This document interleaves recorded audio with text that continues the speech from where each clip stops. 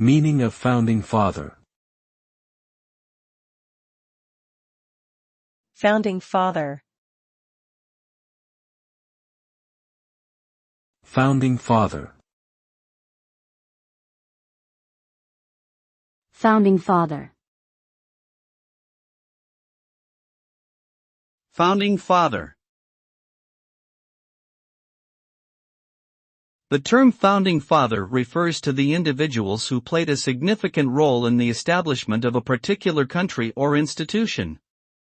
It is commonly used to describe the key figures involved in the creation of the United States, such as George Washington, Thomas Jefferson, and Benjamin Franklin. The phrase also applies to other historical events and movements, including the founding of companies and organizations.